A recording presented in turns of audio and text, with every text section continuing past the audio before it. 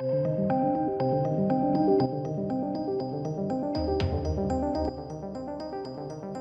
welcome to the channel, ladies and gentlemen. I thought I'd do a video basically wrapping up what the media in general needs to learn about The Last of Us Part 2. Not necessarily just the media, but game companies, Neil Druckmann, so on and so forth. I think there's definitely lessons to be learned here. Now, I want to break down a few bits and pieces. I did a video where I discussed, all of these reviews, right? So the Metacritic reviews.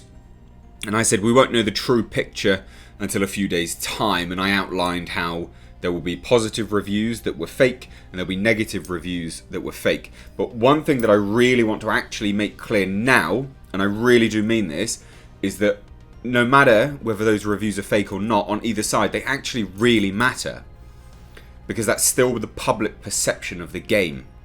So even if those people haven't played it, it actually still matters. And I want to break down why, because it really does. It massively matters. Now, before we jump into that, I just want to take 20 seconds, so skip ahead if you don't want to hear any of this, to let you know I am making a film. There's the poster to it. It's called Blackfields. I am doing a GoFundMe. It's linked down below in the description box, and we're still available for the giveaway. You can win a beautiful signed ornamental prop. I am writer and I'm director on this film, and everyone will sign this prop, and it'll be a giveaway item. It's awesome. Go to the link down below in the description box and check it out. Now, that out of the way, let's take a look at this. Now, the reviews are coming in. So there's a few things that a lot of people were really confused about, right? So I did this video yesterday and I said how, the reviews, we won't get a clearer picture until a few days' time because, it's been released, etc., etc. And a lot of people were really quick to jump and say, well, it's only just been released and, people are reviewing it. It's like, well, yeah, but we all don't run on the same time zone. And actually Australia had it.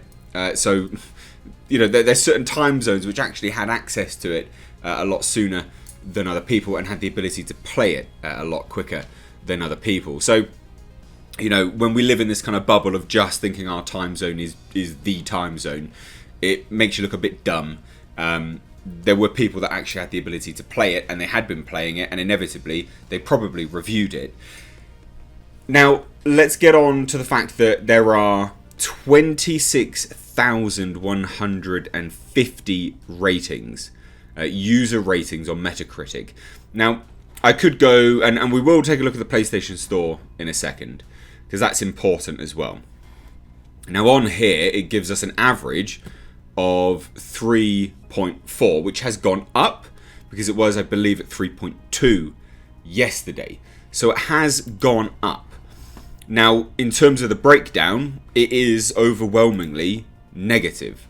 And like I said at the start, yes, some of that will be trolling, like negative comments or anything like that. I don't know, whatever you want to call it. I don't think they're trolls, by the way. I actually don't think they're trolls, and I'm going to get on to why.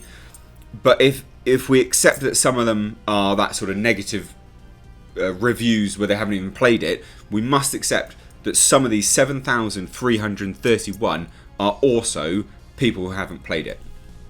Right? I think that's perfectly reasonable. It's fair to say.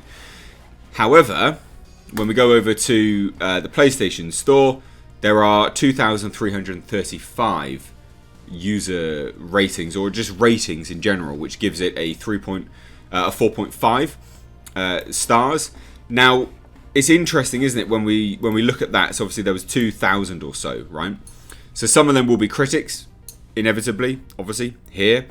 Now, obviously, the user reviews are coming in. And the user reviews for the game from people who have played it, definitely, because we can watch them live streaming it, they don't like it. The gameplay hasn't evolved. The story is what's been butchered. And the story is what most people have an issue with. Now, when we look at these user reviews, all of this matters. Literally, all of this matters. Why? Because this is the public perception of the game. You can't merely just backhand it away and say, well, they're just fake, so it doesn't matter. It actually, all of this matters. All of this matters because some of these people would have bought the game. Because we're not dealing with the Twitterati over on Twitter. The people who are not consumers. The people who just simply don't buy stuff. They just complain for the sake of it. We are actually dealing with consumers. The people who don't like the narrative at play here do actually consume media. They do. They genuinely do. So a large portion of the people that are reviewing this, whether they've played it or not, doesn't matter. Because a lot of the negative reviews, that's still the public perception. And the public perception, Naughty Dog, Sony, Neil Druckmann, is that you've made a shit game. Not only have you made a shit game, but you've also made a game which is horrendously double standards on Sony. So does anyone know, ladies and gents, that Sony has obviously been going on this mass censoring of just any level of nudity at all, any subtle hint of nudity against feminine women?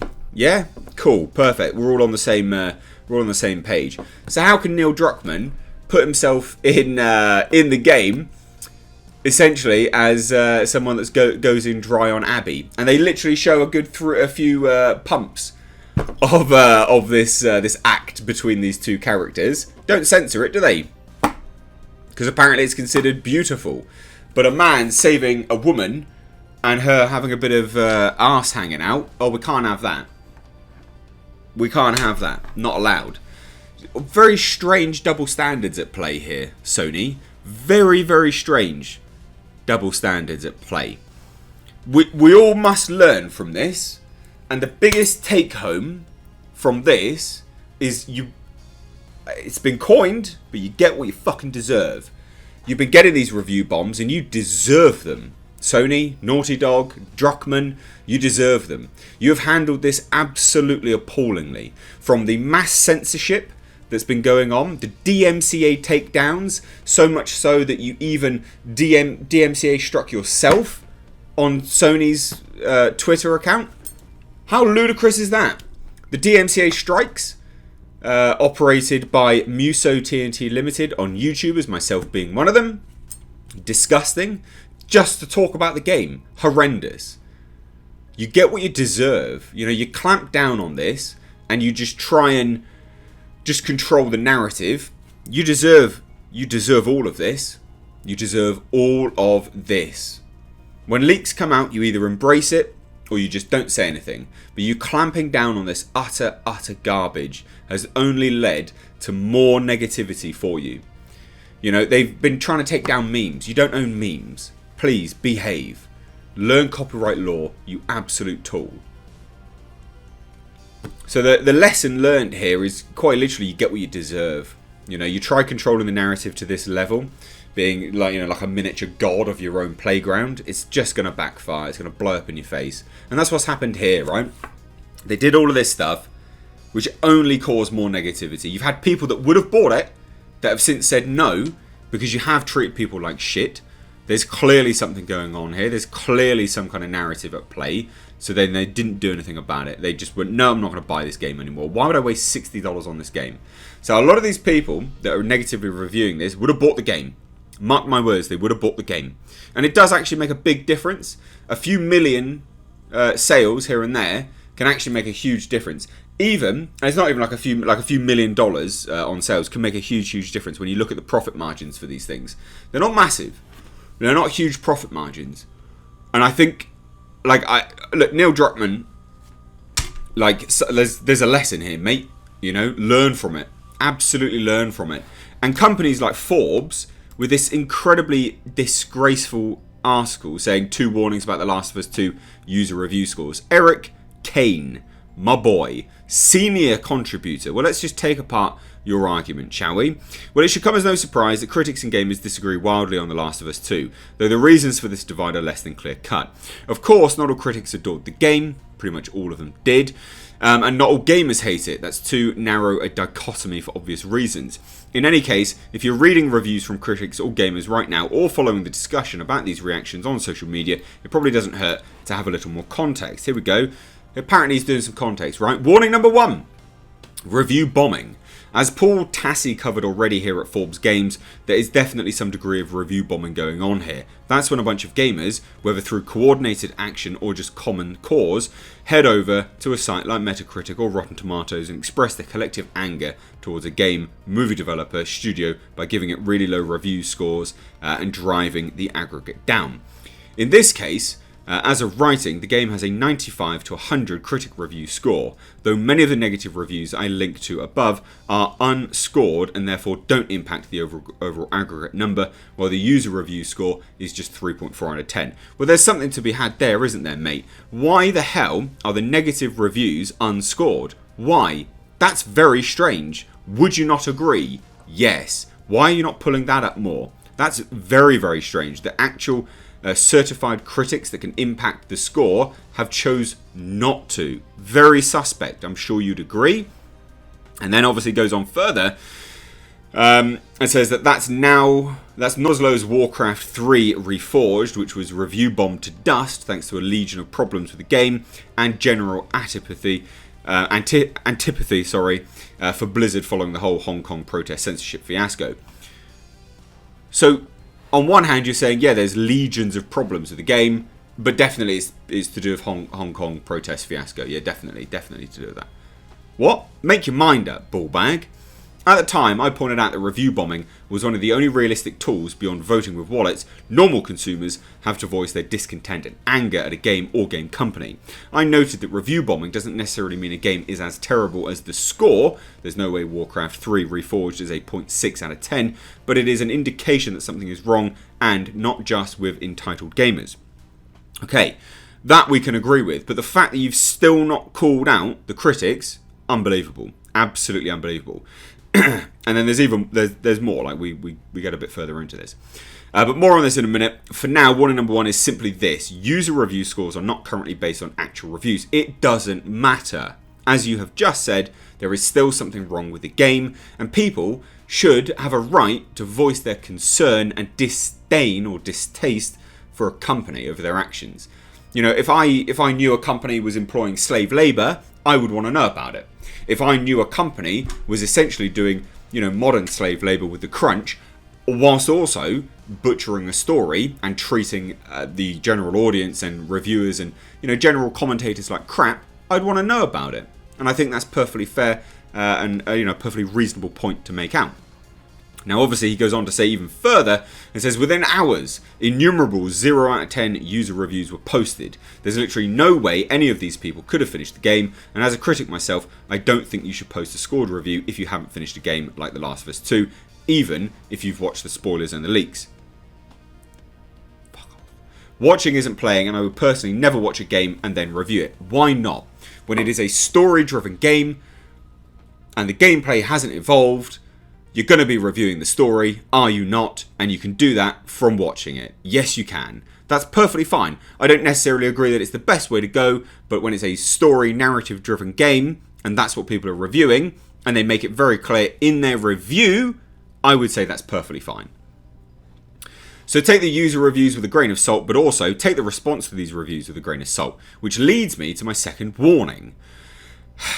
Don't listen to the ridiculous backlash against gamers. Here's a tweet from former Gears of War developer Cliff, which is Cliff Blazinski, reacting to the evil gamers. The people who have bought his games for years and helped make him wealthy and successful. I really feel like focusing just on this when reacting to negative reactions to The Last of Us 2 is kind of silly. Reminds me of the reaction to people not loving Mass Effect 3, entitled gamers and whatnot. Here we go again. Okay then. And that was so that Cliff Blazinski said Ellie is into girls. This is SJW nonsense. Fuck right off with that. Cliff, my boy, shut the fuck up. You don't know what you're talking about. You just look like an absolute tit. You look like a twat. Shut up. You're making a mockery of yourself. Shut up, or at least come at someone who can have a discussion with you. Because you just saying that is just garbage. It's a massively sweeping statement. It is not what everyone is saying. That is not the thing. Come on, behave. Okay, so this is the general reaction I'm seeing online to people who don't like The Last of Us 2, that they are anti-SJWs who hate gay people and want to burn down Naughty Dog for being a den of social justice warriors and pushing everyone's noses into their politics. Now, okay, there is some glimmer of truth to this. Some people are genuinely homophobic, other gamers are reactionary. Look, at the end of the day, there are people that don't want to be lectured or even educated in their entertainment, right? There's a lot of people that don't want that. And when you go from one game to another and the narrative shifts massively and pushes a certain narrative or narrative agenda within that narrative, then yeah, people are going to be rightfully annoyed and they're going to call it out as part of the issue. Why? Well, because it's inherently part of it. Anyway, the whole thing's a waste of space. To say that the user reviews are not relevant is just massively, massively disingenuous. All of these user reviews are important. The 18,000 negative ones and even the 7,000 positive ones, because they both are indicative of the wider opinion at play from people who have played it or who haven't played it. It doesn't matter. It's still the opinion of people, and you have to take these on board. Neil Druckmann, Naughty Dog, you dropped the ball. You shouldn't have spoke to people like crap. You shouldn't have stopped people from talking. You are literally a meme at this point. Go in dry on your next game, Naughty Dog. We'll see how that goes. Thank you so much for watching. If you're new here, do hit subscribe. Stay up to date on all my nonsense here by turning your bell notifications on. Guys, if you're not being notified of my content, then head on over to my Twitter, @MrHReviews, and make sure you turn the bell notification on over there, because I do tweet out some of my videos. Anyway, thanks so much. Take care.